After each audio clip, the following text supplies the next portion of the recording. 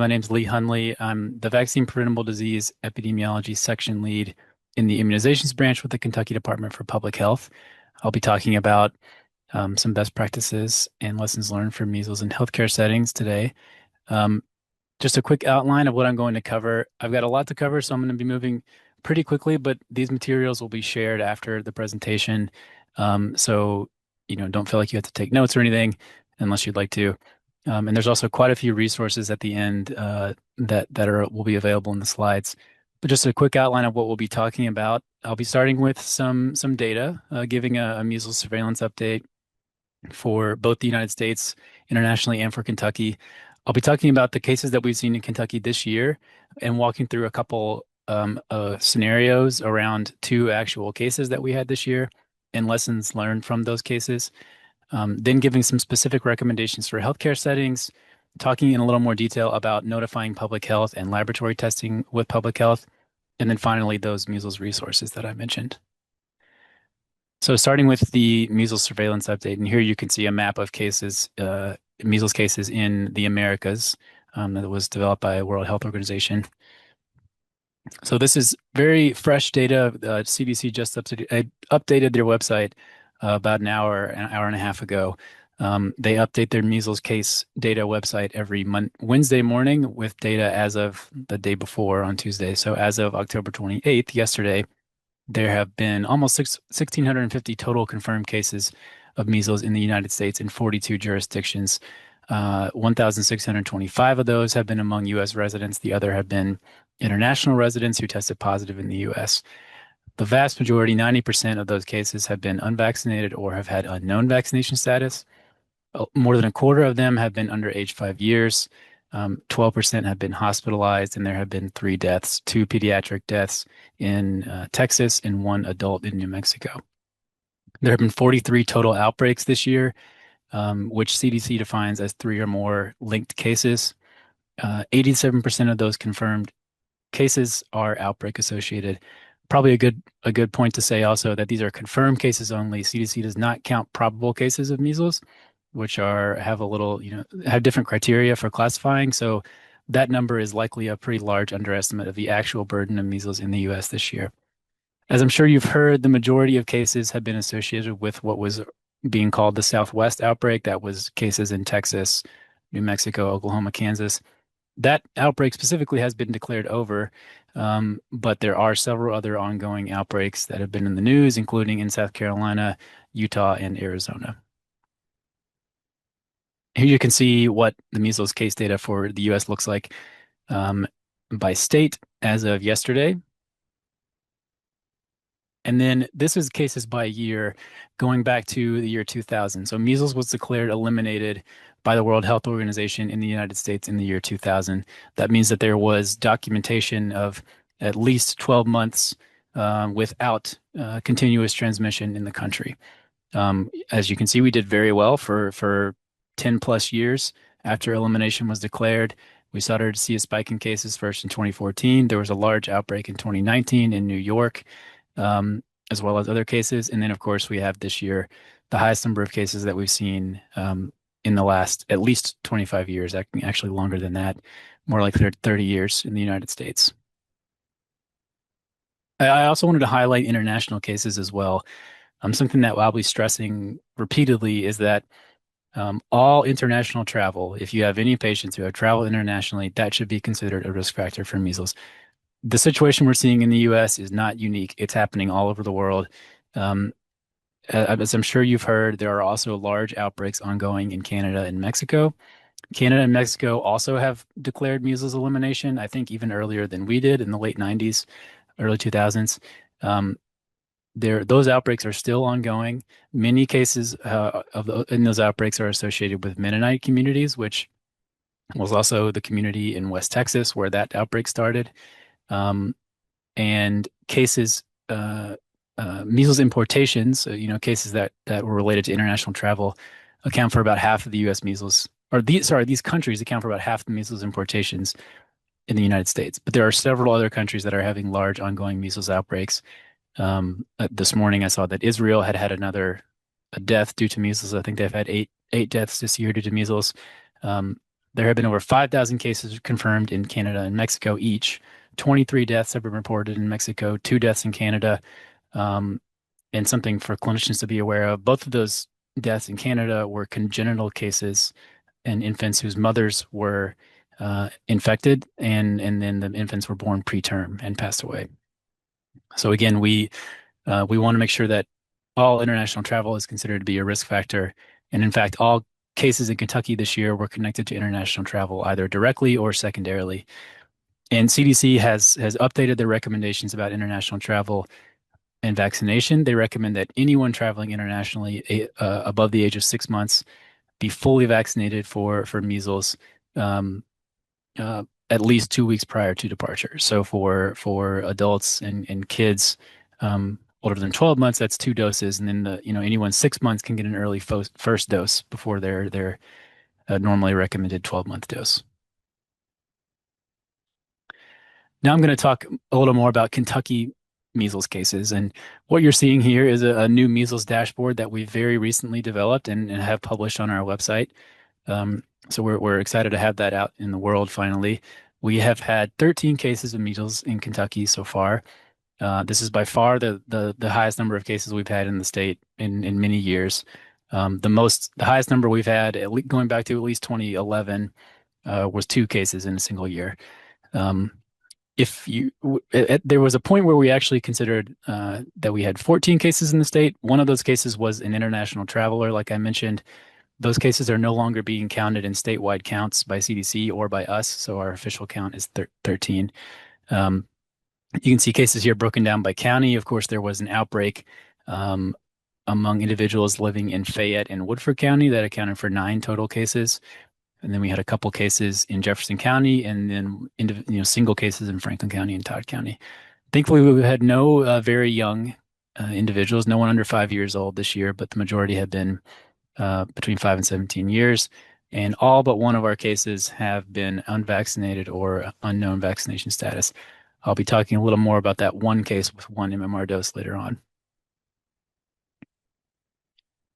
So now going to dive a little deeper into a couple cases that we identified this year.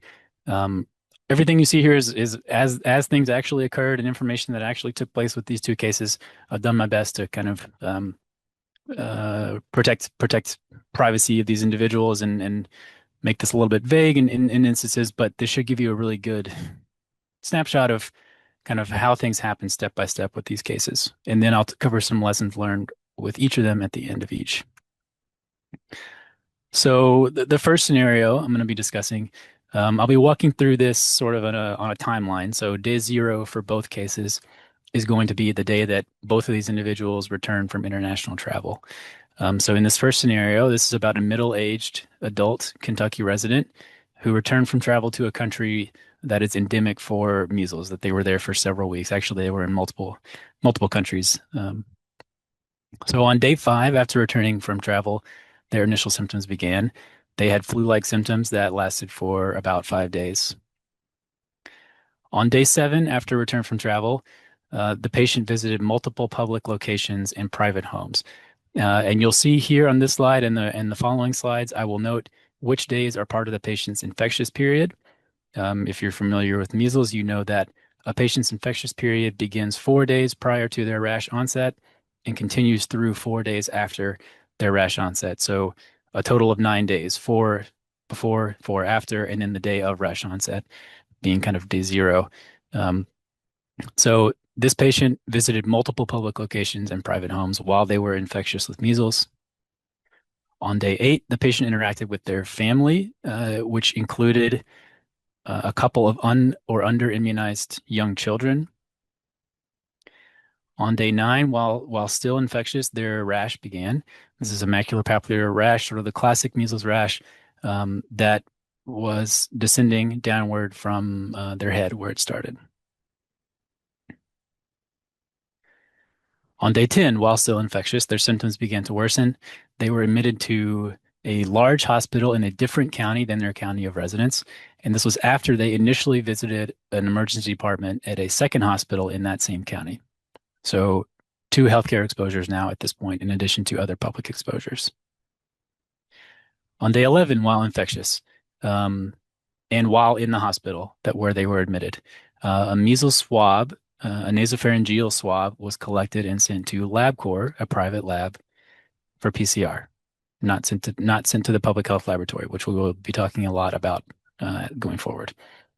The patient reported that they were vaccinated, but they did not have documentation of their vaccination. Given their age, we believed, now setting aside the fact that they should have had an additional dose for international travel, given their age, we believe that they would have had one dose um, of the vaccine in the past, but they could not provide documentation. We did eventually locate documentation of that dose by contacting the patient's elementary school in another state who still had that vaccination on record and was able to provide us with a copy of it. So that was helpful at least. Unfortunately, while in the hospital, the patient was also diagnosed with COVID-19 and a bacterial GI illness. They had a lot going on, and they were discharged home until the end of their infectious period. Given also where the patient visited, what part of the world they were traveling in, I believe there were several other infectious diseases that were on the differential, kind of, conditions that you might see specifically in the region of the world where they were traveling. On day 14, so 3 days after the patient left the hospital and 3 days after that test was sent to LabCorp, the electronic lab results for that measles test came back positive and were received or were transmitted to the hospital late in the evening on day 14. On day 15, the patient had a follow-up visit with their provider where they were given their diagnosis of measles. Now, worth noting that they are no longer infectious at this point, thankfully. So at that point, the measles case was reported to the local health department via fax, and also to the Kentucky Department for Public Health, sort of passively via electronic lab report. And that on that day, we began the case investigation. So something you'll see here that I really want to highlight is that there was a several day delay between measles being suspected and public health being notified, at least 4 days, where case investigation could have began, contact tracing could have began, and we could have potentially had a better handle on things more quickly. So lessons learned from this case. Before I get into the lessons learned, I should say that there thankfully were no secondary cases associated with this case, thankfully, despite all of their public exposures. So the first thing, as I mentioned before, all international travel should be considered a risk factor, and patients traveling internationally should be up to date on their vaccinations. And additionally, diagnosis of measles can be complicated by the co-infection, as was the case with this person, and by other common pathogens in countries where they visited. Next, this is not really a new lesson that we learned, but just a good reminder that MMR vaccination is highly effective. One dose is about 93% protective against measles, but it is not 100% protective. So an adult who only received one dose as a child, could potentially still contract measles. Even an individual who has received 2 doses could potentially contract measles. And 2 doses are supposed to be about 97% protective. As I mentioned when talking about that delay, and I will harp on this a lot throughout this presentation, public health should be contacted immediately when measles is suspected, not when measles is diagnosed, not when measles is confirmed by laboratory testing, when measles is suspected, ideally when that person is still in your healthcare facility. And as you saw, 4 days of response time were lost due to the specimen going to a commercial lab. We'll talk a lot more about testing at our state lab in a little bit. And then, as I mentioned, there was 2 different healthcare setting exposures. One of those was an ED where the patient just came in. So we would encourage, proper signage and procedure in those settings that can help possibly avoid exposures in the emergency department. We'll share a little more detail about what that might look like as well. So now moving on to case scenario 2.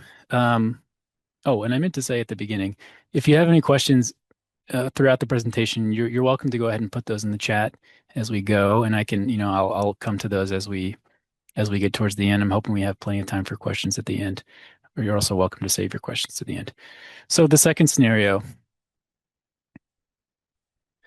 Well, it's not advancing. Okay, so again on day 0, This time we have an adolescent Kentucky resident who returned from international travel to a country with a large ongoing measles outbreak.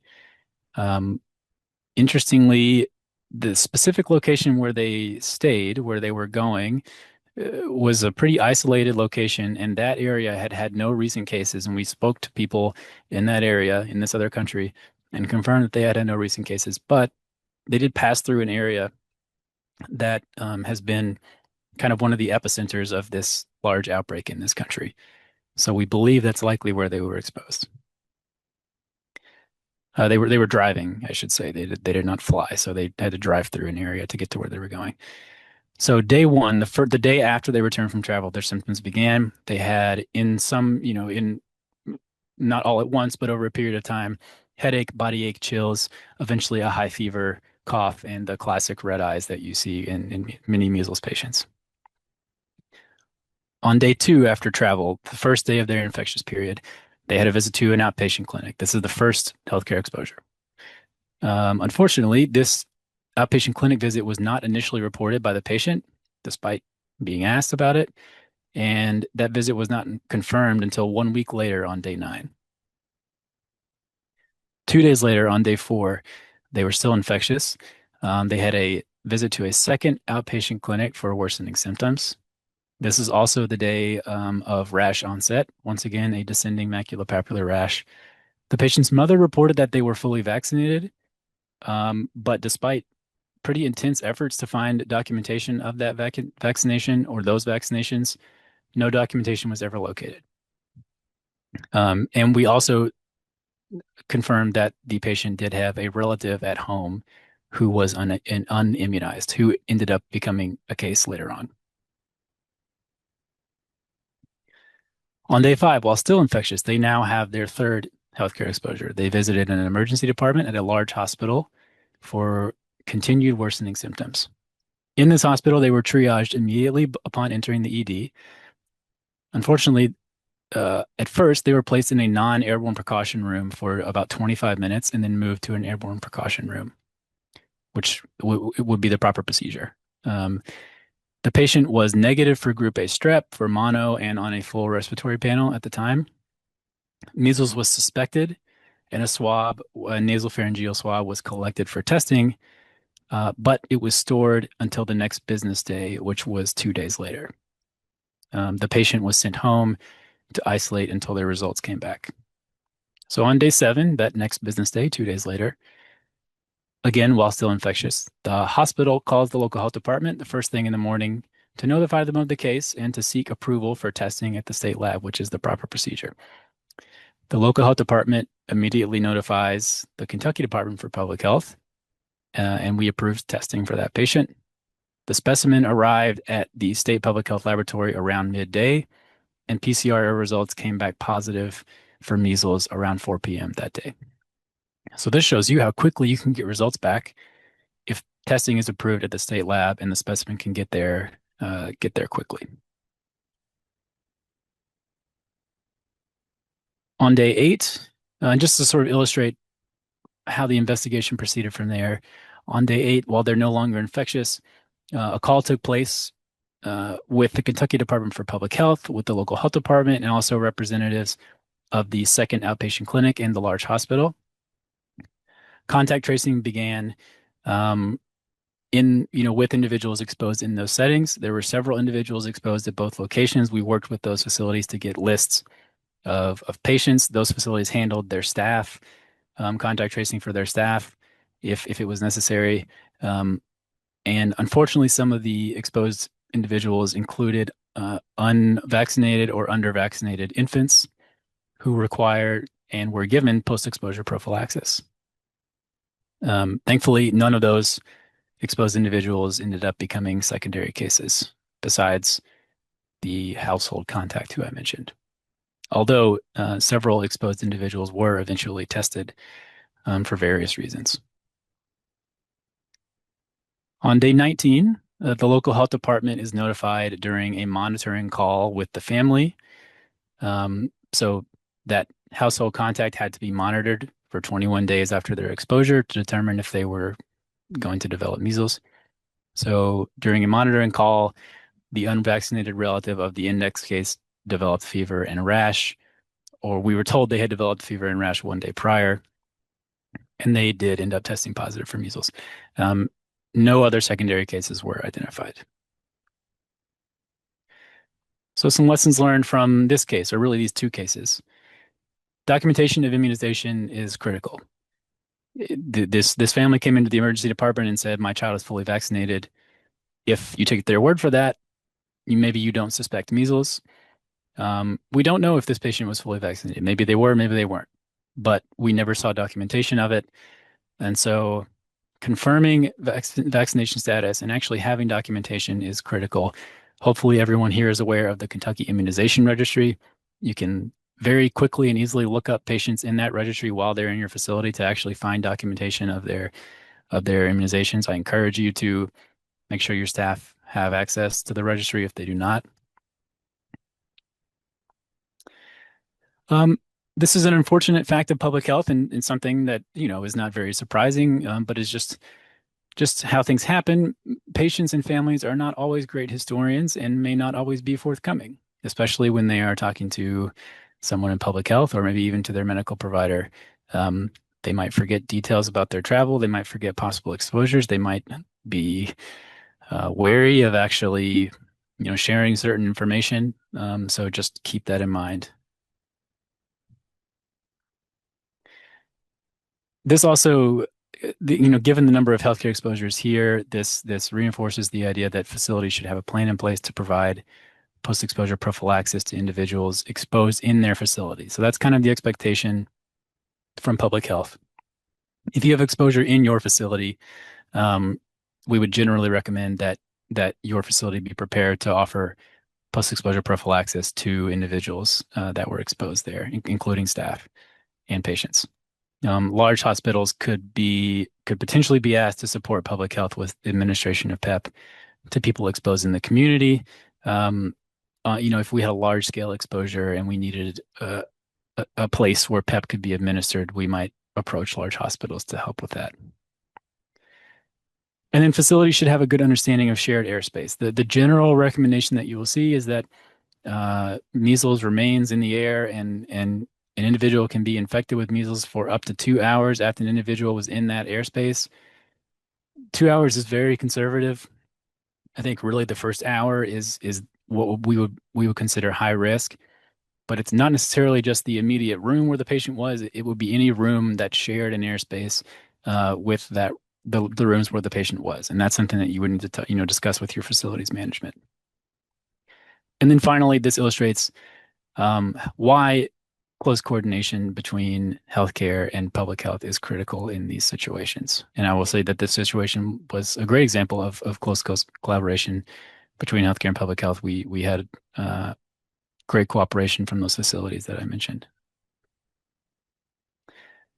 So those are the two examples I'm going to walk through. And now I'm going to move into some more specific recommendations for healthcare settings, kind of in order of as they would be needed if a patient presented to your facility with suspect measles. So we want to try to strike a balance between identifying all true cases, of course, and protecting the public, while also using medical and public health resources effectively by only testing when it's warranted. Everyone who comes in with a fever and a rash is not going to have measles. Despite what's going on in the country right now, measles is still rare and does not just appear out of nowhere. So we want to make sure, patients are evaluated properly when we're determining whether testing is necessary and should be approved at the state lab. So to accomplish that goal, it's critical that all of these steps are taken by providers when they encounter a suspect case. There are additional steps beyond this, such as isolation of contacts and active monitoring, that would generally be handled by public health. So in that first category, and these are not going to be exhaustive recommendations for each of these bullets. There are many resources that cover these things in more detail, including some that I'll share with you later, but this should just give you a good idea. So if you have a way to communicate with your patients and share this type of information, we encourage facilities to have patients call ahead if for some reason they suspect they have measles. If they traveled internationally and they know they've been in a high-risk place if they know they've had an exposure to measles. If it is at all possible to call ahead, that would be ideal. Then the patient could be met outdoors or could be brought in a separate entrance and taken immediately to a negative pressure room um, to minimize exposures. As I mentioned earlier, we recommend posting signage in the emergency department if a patient does walk in, or ED or a clinic or wherever. If a patient does walk in, you know, saying if you have a fever and a rash, and if you've been traveling, whatever your how you would handle that in your facility.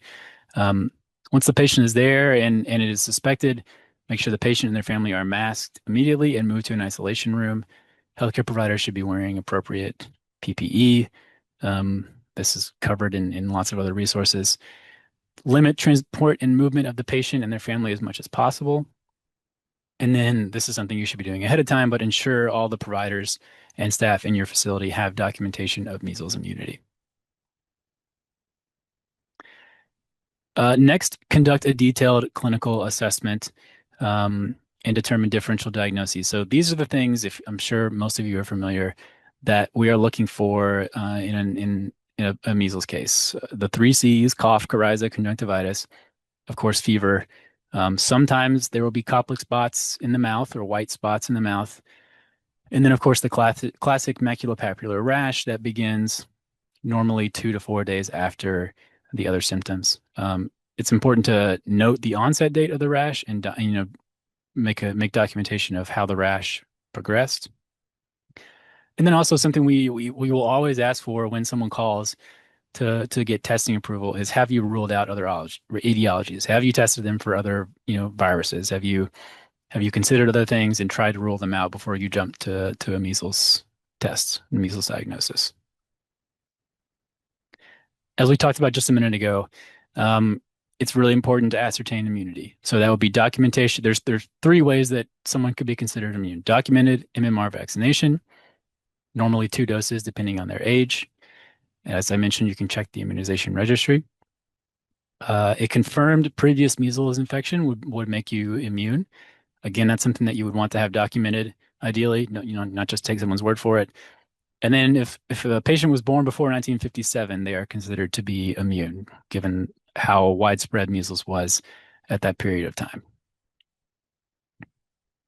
Something else that's really important and that public health will ask about when you call them to talk about these cases is identifying possible exposures. So we're looking at exposures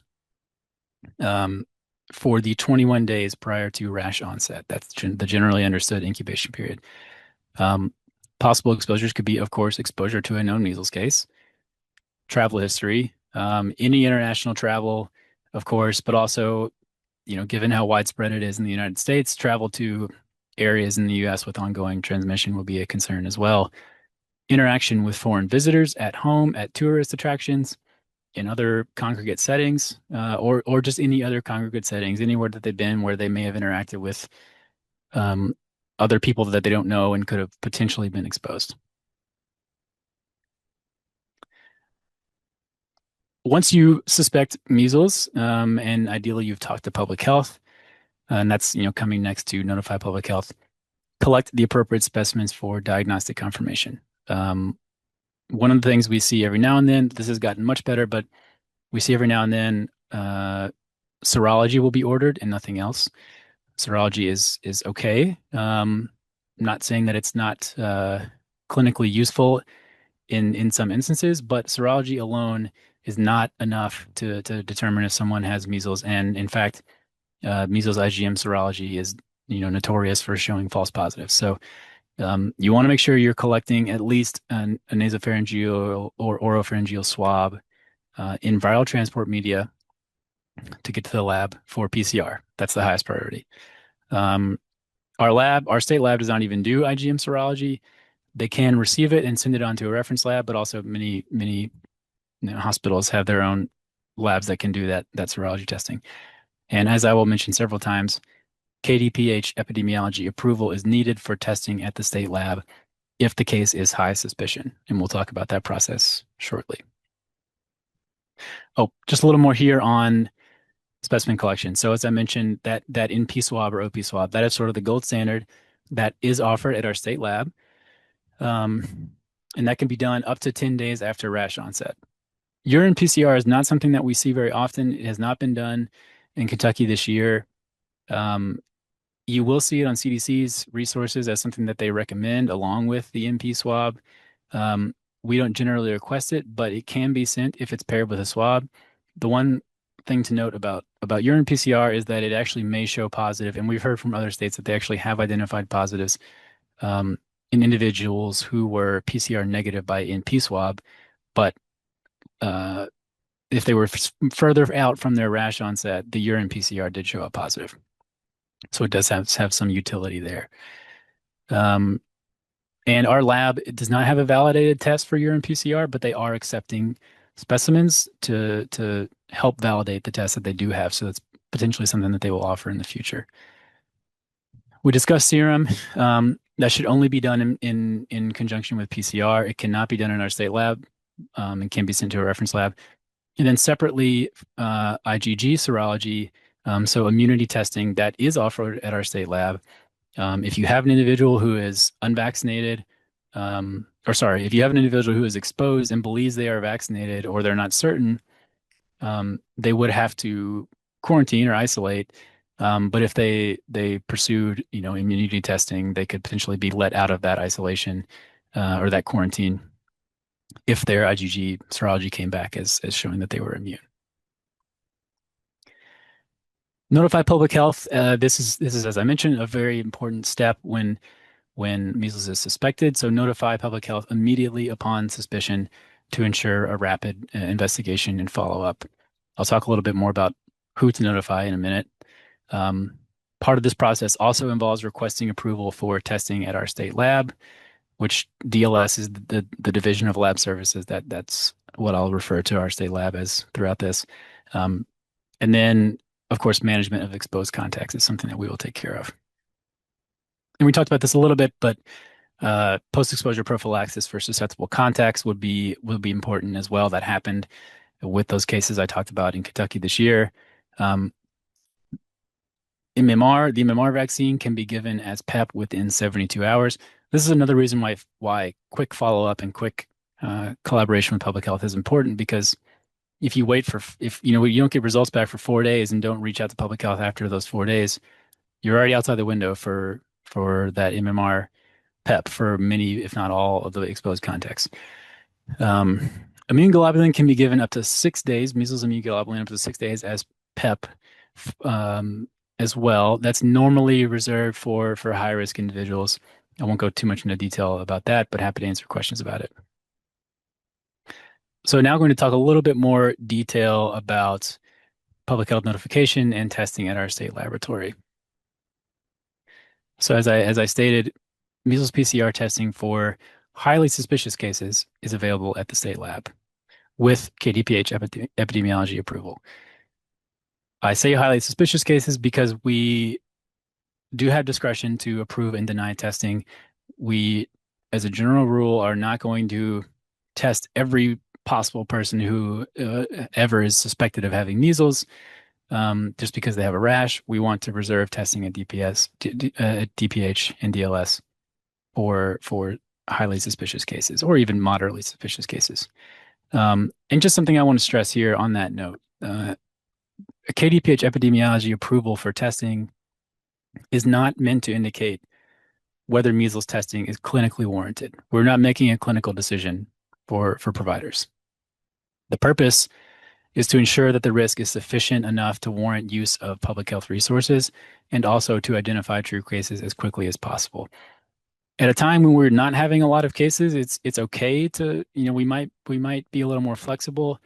But if we ever have a situation, hopefully not, if we ever do have a situation where we have many cases or many exposures, we're going to have to allocate resources in a way that makes sure that we're testing those that are most high risk. So this happens every now and then that a provider will reach out to request testing, and we may say no based on the circumstances. And in some cases, the provider takes this to mean that, we are saying they don't have measles and nothing else should be done. Or they are insistent. that we do the testing. Um, so a reminder here that providers may still pursue testing at a commercial laboratory if approval at DLS approval for testing at DLS is not granted. That is always an option for providers if they want to pursue it, but we highly recommend doing the testing at our state laboratory for those highly suspicious cases because we can get those tests turned around very quickly. So as far as notifying public health, our typical recommendation is for providers or facility staff to contact the local health department who covers the patient's jurisdiction as soon as measles is suspected. This is particularly true during the day, during business hours. Some local health departments do have after hours on call numbers. Not all of them do, but some of them do. There is a local health department website on the KDPH website that is linked right here. And if you select the director's listing, that has contact info for every health department in the state. If you are unable to reach the local health department, or if it's after hours and you want to get in touch with someone quickly, and you know that someone will answer, you can contact the Kentucky Department for Public Health. So after hours, at nights and on weekends, there's that 8889 report number that will go first to an answering service, but then that will be routed to our epidemiologist on call. There is always one epidemiologist on call outside of those business hours that you see posted there. During business hours, you can call the state if you need to. That is the number for our immunizations branch, and that call will hopefully be routed to myself or another one of our VPD epidemiologists. And once again, just a reminder, please do not send any specimens to our state lab without getting approval first from state epidemiology. And we get a lot of questions, and I kind of talked about, how are we deciding who to approve testing for? This is not always cut and dry. It's not always black and white. Some states had developed kind of scoring criteria for risk factors, and they use that to make a decision. We have thought about that, but there's so much nuance that it's hard to put that down concretely. But this is kind of how we think about things when we're considering should testing be approved at the state, and also how high risk is someone for measles. So there's three large areas that we're thinking about, or three large risk factors: a lack of immunity being one, high risk exposure being two, and then a concerning, or consistent clinical presentation being three. If someone has one of these factors alone, but not the other two, it's very unlikely that we would approve testing at the state. If they had a known exposure to a measles case, but they had no symptoms, we would not test them yet. Now, of course, if they developed symptoms, we might test them. If they come in with a rash and a fever, but they're fully vaccinated and they have no exposures, pretty unlikely that we would test them. Now, once you start having these overlapping risk factors, then it becomes more of a concern. If they have a rash and a fever and they're unvaccinated, pretty likely that we will test them. If they have a rash and a fever and a high risk exposure, even if they are vaccinated, very likely that we will test them. If they have a high risk exposure and they are not immune, we may test them if they have developed symptoms, even if those symptoms aren't classic for measles yet. That's a situation where they have a high risk exposure, they're not vaccinated, maybe they don't have rash yet, but they have some other symptoms, we could test them. If they have no symptoms, we would at least wait to test. And then, of course, here in the middle, if you have all three of these, there's a decent chance that you actually have a measles case, and we would definitely approve testing in this scenario. I want to quickly cover specimen collection and transport to our state lab. This information is all available on forms on our state lab's website, and that I'll share later as well. It should be refrigerated if it's going to be sent, right away. It should be immediately refrigerated. If it can't be shipped immediately, it should be frozen at those temperatures and shipped on dried ice. Do not store samples in a standard freezer. The form that is linked here, the lab form 275 for virology, should be completed and sent along with the specimen. Make sure your specimens are well labeled with patient name and date of birth. And ideally, this form would be going along with the specimen as well. We get a lot of questions about how do we get specimens to our state lab. Unfortunately, we do not have a dedicated courier that can come and pick up the specimen for you, but there are a few options. The first one that we usually go to is to coordinate with a birthing hospital and send the specimen via the newborn screening courier. We have, I guess, permission for those specimens to go along with the newborn screening couriers.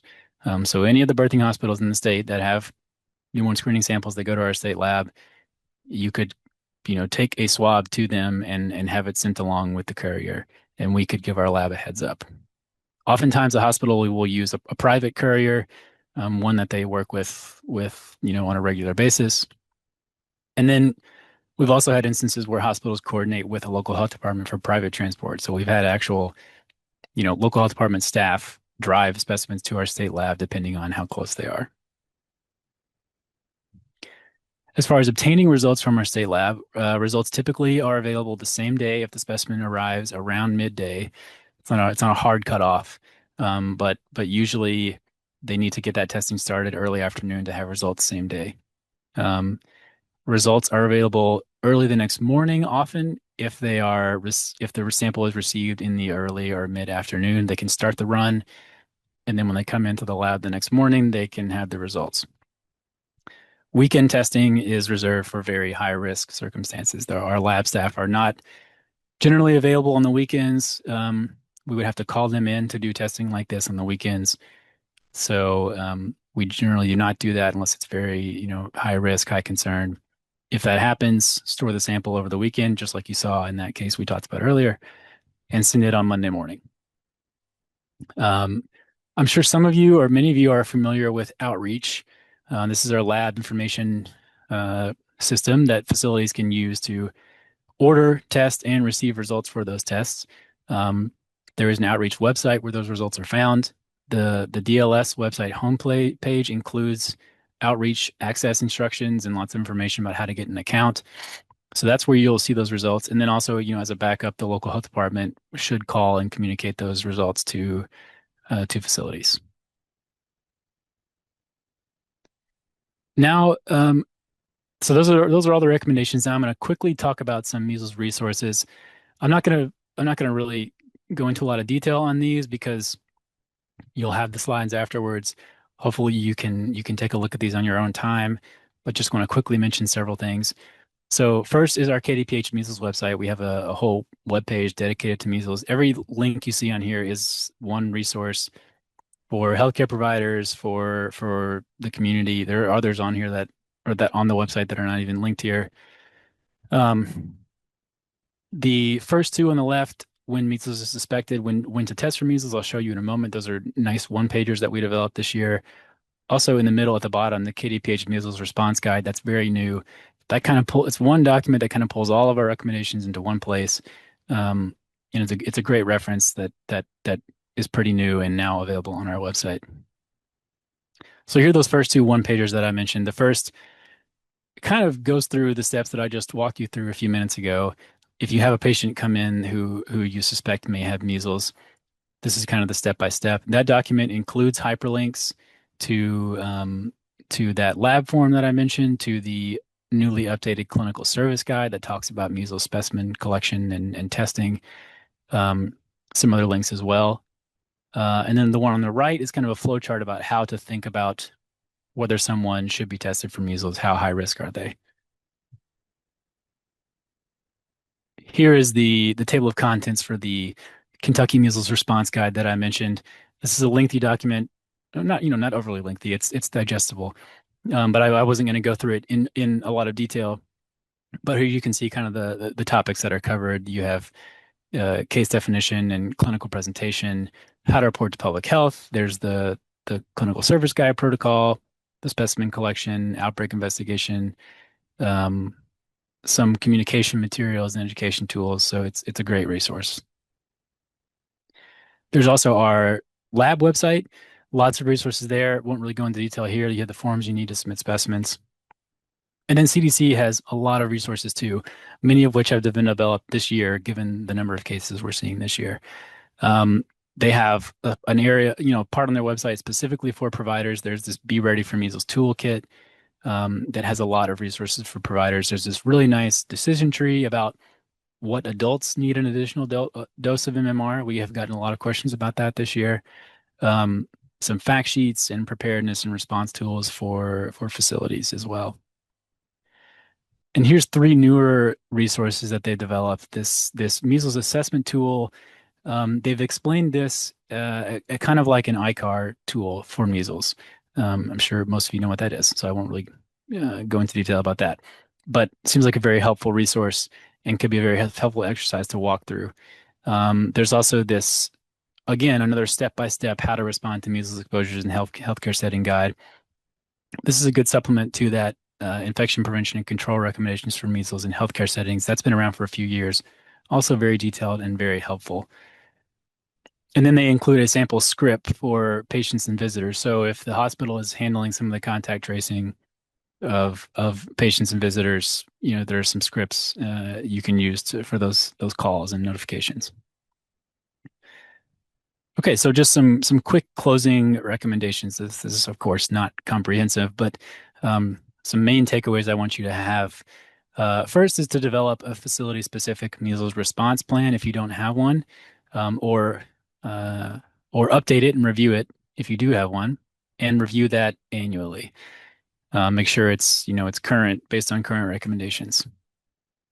Next, incorporate measles detection and response into regular staff training, whatever that looks like in your facility. But you want to make sure that every staff who could theoretically interact with a potential measles case has been trained on these things. As I talked about, work with your facilities management to identify shared airspaces in your facilities. That's important for contact tracing. Ensure that all staff have documented measles immunity ahead of time. So do that now. If you haven't done that already, make sure it's on file and you can easily access it. This is one thing that I admittedly don't know a lot about, but if it is feasible, in your facility with your EMR, to explore the addition of triggers or alerts in your EMR system, reminding providers about, first of all, about proper testing for measles, but also reminding them to contact public health when measles is suspected. Okay, so I really appreciate your time. As I said, I'm happy to answer questions. This is my email and my work cell phone number. I've taken lots of calls over the past year from people asking questions about their response plans and about this and that. I'm always happy for you to just call me directly if you'd like. I don't recommend calling me directly if you have a suspect case. You can, but just to be safe, it's best to go through the local health department or go through the main number just in case I'm not available for some reason. But happy to take questions now and of course afterwards by phone or email. So thank you all. All right. Thank you very much, Lee. We do have some questions. I'm going to just go through the Q&A, and then there were some comments put into the chat as well. So do we know why there are so many outbreaks internationally? Is it related to vaccine availability or more related to vaccine hesitancy? That's a great question. And not something that I can necessarily speak to with certainty, but I think it's probably both. There's definitely a vaccine hesitancy issue in a lot of parts of the world that is getting worse, unfortunately. Eastern Europe is an area that has a lot of vaccine hesitancy. I mentioned Israel. The ultra-Orthodox Jewish population also had a lot of vaccine hesitancy. That's the group in 2019 in New York that we saw a large outbreak in. Of course, the Amish and Mennonite communities are a known group. But then, yes, definitely you have parts of the world where access to the vaccine is not ideal, particularly in lower and middle income countries. Does a fully vaccinated adult need an additional vaccination for international travel? Great question. So if an adult is fully vaccinated, well, let's be clear, fully vaccinated, meaning 2 doses of MMR, no. If an individual has received 2 doses of MMR, they are fully vaccinated. They do not need another dose. There is no such thing as a booster for MMR. Now, if an adult received one age, 1 dose, if they are the age like this person we talked about, who at the time that they were going into kindergarten or whatever, they only 1 dose was recommended. That was fine at the time. They would have been considered fully vaccinated at the time. Yes, that person would need a second dose to be considered fully vaccinated and should get one before international travel. We have queried the registry through Epic in the past and often don't get any additional information. Should we also query the registry outside of our EMR? That's a good question. I'm not sure I can speak to that necessarily. I guess it's worth trying. Certainly the registry is not 100% complete, especially for older patients. If older patients were vaccinated many years ago or vaccinated out of state, their records just might not be in the registry. But if you have a young patient who is a Kentucky resident and they think that they were vaccinated, it's not 100% certain that they would be in the registry, but it's likely. So yes, if you're having issues, I would consider querying it outside of your EMR just in case. Maybe testing that out now just to make sure it's working okay. What can hospitals and clinics expect public health to ask when contact tracing their employees, i.e., who, under what circumstances, parens masked or vaccinated, and what information, date of birth, phone number, what parts of contact tracing are they expected to do for themselves? What part are they expected to be done by public health? That's a really great question. Okay, I would say the questions that we're going to ask is I think I see a question in the chat too about the 2 hour time frame. So generally, like I said, we're looking for staff who were in that same airspace, uh, in a shared airspace with the patient for up to 2 hours. Conservatively, we would prioritize up to 1 hour after exposure. So any staff in those areas, if they were masked, um, if they were masked just with a surgical mask, still a concern. If they had it on an N95, that would be less of a concern as far as their risk, but we would probably still want to know. Um, and then as other questions we want to know, we want to know vaccination status. If you have employees who are fully vaccinated or are who are immune, um, we would not be contact tracing them. Um, and I should mention too, I forgot to say this, the recommendation for not just for international travels, this is the right audience to be mentioning this. Um, International travelers should be fully vaccinated, but also healthcare workers should be fully vaccinated with 2 doses. So if you have an older healthcare worker who only got 1 dose as a child, they should also be getting a second dose to give them 2 total doses. So we'd be asking about documentation status, vaccination status, and then um, for providing. So if the hospital is taking care of contact tracing, which we kind of defer to the hospital on that decision, we will help with that if needed. Now, if it's many staff and we have many other public exposures, we may ask the hospital to help. But if we do need that information, we would, of course, yes, we would want name, date of birth, phone number, email address if available, um, address because we want to know their county of residence if we needed the local health departments to help with any of that contact tracing, which we normally do. Um, so that's the general information. What parts are expected to be done by public health? Yeah, it just depends. It's like I said, generally we will defer to the facility to contact trace their own staff. They can contact trace their patients, and we would probably ask for support on that if it was a large number of exposures. But also public health is able to provide support with contact tracing. Um, in one of these situations this summer, the facilities did an initial round of contact tracing and notification with patients, and then passed that information off to public health. So by the time public health talked to them, they had already been notified, but then public health handled the contact tracing. Okay. Just looking through the chat, I'll just go through these in order. Where do I access vaccination status? So that's the Kentucky Immunization Registry is as I mentioned, and as you pointed out, Julie, a lot of facilities might be able to access this through their EMR or query it through their EMR. Um, but if you're not familiar with it, you can just search Google, Kentucky Immunization Registry. You can create an account, so that you should be able to do that. Um, without an airborne isolation, without an airborne infection isolation room, how long should staff wait before entering a room recently occupied by a patient with measles? Is a minimum 2 hours sufficient? Yes to 2 hours. That's the general rule. Wait for 2 hours, both staff and of course don't put patients in those rooms for 2 hours as well. What is the percentage of people who lose immunity after complete vaccination? That's a hard question to answer. I don't think a great answer about people who lose immunity. Um, we do talk about primary vaccine failure versus secondary vaccine failure, and it's for some people they just never had an immune response to their dose. Mhm. And for others, their immunity might wane over time.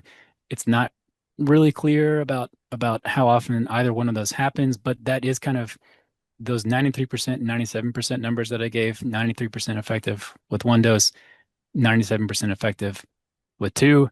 So if you have a room full of 100 people, all of whom received two doses of MMR, you can assume that about three of them don't have immunity, either because they have lost it or because they never developed a response. What is the max amount of time one can keep samples in refrigerator before it has to be frozen? Also, a good question. I will have to refer to the guidance on that. I do not remember off the top of my head, but I want to say it's I want to say it's 2 or 3 days, but don't quote me on that. It's definitely available in those resources on our website and on the DLS website, though. Okay. Is it, oh, excuse me, is Kentucky recommending a booster dose if MMR titers are low, even if they have documented proof of 2 doses of MMR? This is a good question that we get a lot. I would say, and this is something that CDC supports as well. This has come up on CDC calls that we take part in. Generally, no. Number one, we are definitely not asking people to go out and get their titers checked, just as a general rule. And CDC has stated, and we support that they're for the general public, their recommendation is that, if titers are showing someone is low, they don't necessarily have to get another dose.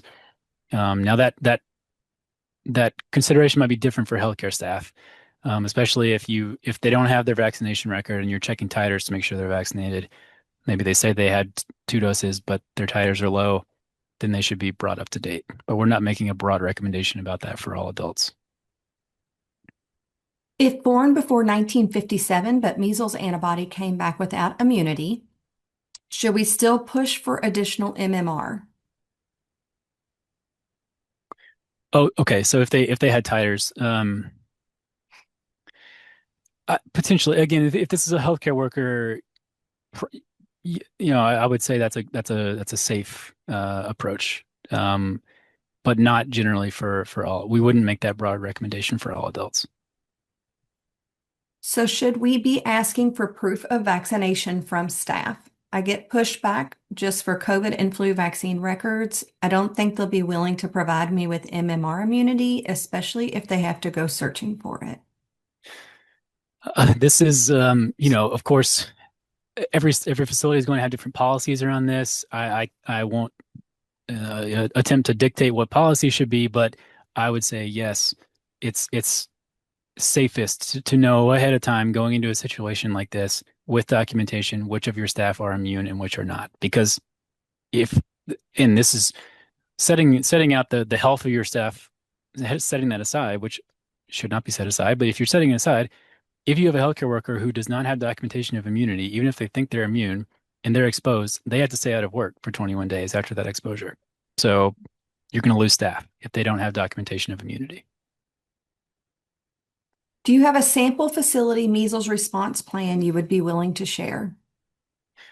I don't have a sample one that we have developed. That's a good question. I know of some facilities who have worked on those and have asked us questions about those. Um, and some of the CDC resources that I mentioned kind of are along those lines. So I would refer to those first, but I can look around and see if I can find another template we can share. Okay. Would you recommend titers be drawn on patients or staff that have evidence of immunization? No, as long as it's two doses for healthcare staff. They need two doses. But yeah, patients no.